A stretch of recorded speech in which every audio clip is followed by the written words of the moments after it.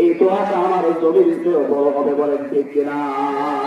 নিবে কোন পিতা জমিতে জমি নেবে, কখনো নিবে না, দিনেও নেবে না।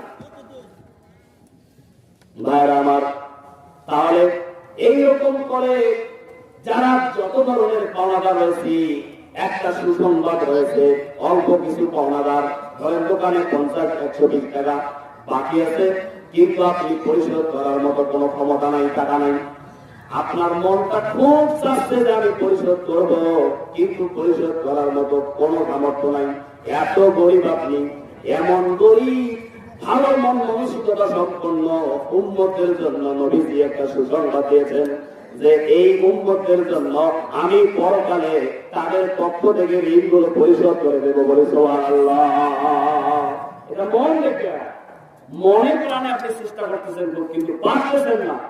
এমন যদি হয় তাদের জন্য সুসংবাদ, বাইকে সবার জন্য এই সুসংবাদ নয়। সবাই কেউ বন্ধ বলে না।